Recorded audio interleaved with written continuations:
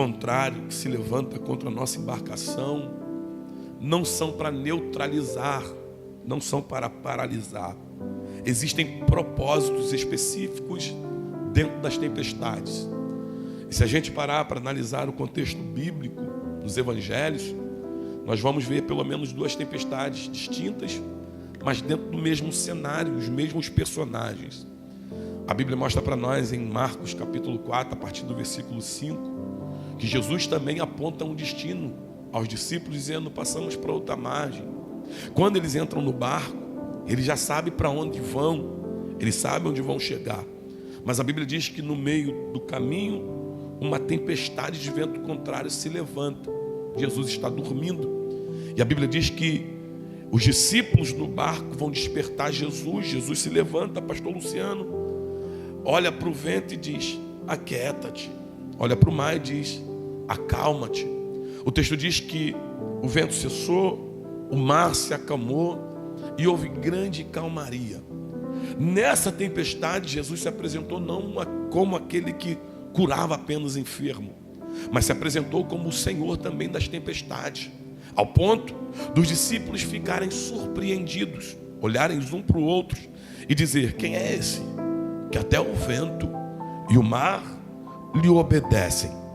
Mas a Bíblia também diz para nós em Mateus capítulo 14 que numa outra tempestade, dentro do mesmo cenário, sendo os mesmos discípulos, só que a única coisa que mudava é que Jesus estava no monte e não na embarcação. A Bíblia diz para nós que eles ficaram 9 horas aproximadamente, dentro de 3 vigílias, remando contra um vento contrário que se levantou contra a embarcação deles, Igor. Eles estão remando, lutando, insistindo, e a Bíblia diz que Jesus está no monte vendo.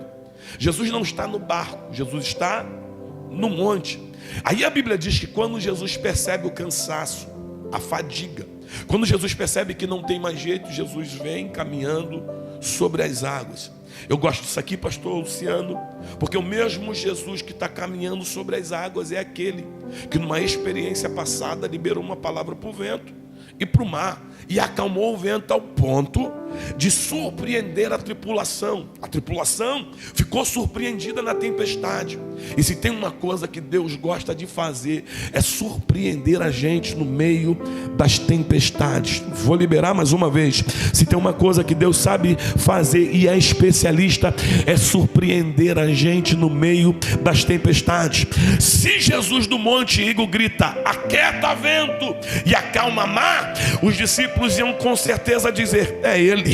Ele mais uma vez se manifestou e nos livrou da tempestade. Só que Jesus, ele quer agir de uma maneira diferente.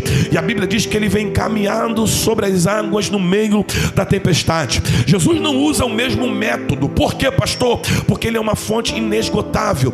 Eu grito para ele fazer as mesmas coisas. Eu canto para ele fazer de novo. Por quê, pastor? Porque eu uso as referências de milagre que vivi para repeti-las no meu caminho, porque eu sei que ele pode fazer aquilo que eu já vivi. Só que a Bíblia diz, pastor Antônio, que Jesus vem andando sobre as águas no meio da tempestade. Os discípulos, olhando para isso, gritam com medo por não reconhecê-lo. E quando eles estão gritando com medo, Jesus dá um grito de lá dizendo: não temas, porque sou eu. Eu posso liberar mais uma vez?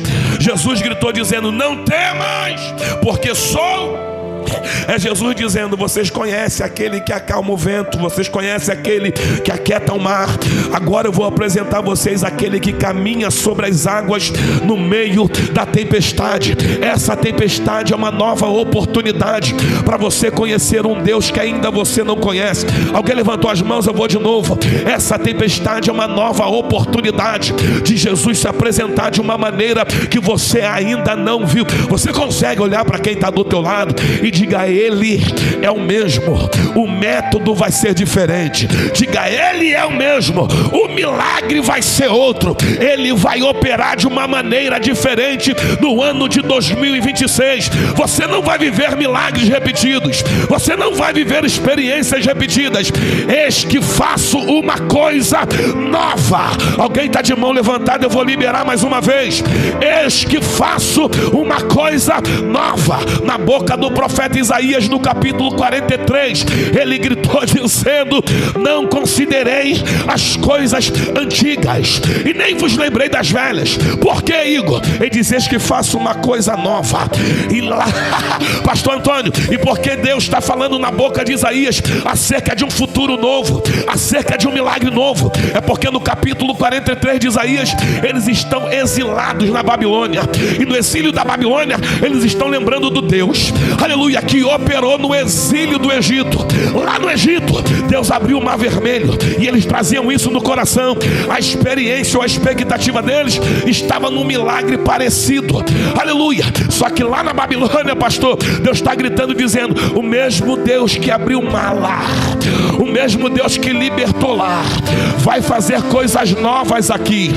Dá para levantar as mãos? Só que para vocês viverem as coisas novas, não é para ficar vidrado no retrovisor. Olha para o futuro. Por quê? Porque se lá eu abrir mar, aqui eu vou colocar caminho no meio do deserto e rio no meio. Minaia, segure na mão de quem está do teu lado, dá-lhe uma sacudida nele e diga: se prepare, algo novo vai acontecer na tua vida, algo novo vai acontecer na tua chamada, algo novo vai acontecer no teu ministro. Eu sentindo Jesus aqui. Se tem mão para levantar, levante. Paulo deu um grito, aleluia, aos Filipenses no capítulo 3, no versículo 13: irmãos, eu não julgo ter chegado, mas uma coisa eu faço, esquecendo-me das coisas que para trás ficam, eu prossigo para as que estão adiante de mim. Tem coisa nova chegando para a tua família. Ano de 2026, o ambiente pode estar deserto, o caos pode estar instalado, mas Deus está dizendo: a igreja vai viver coisas novas.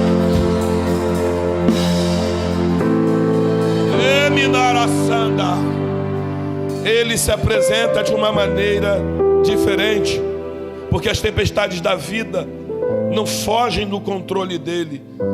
Ele é soberano até nas tempestades.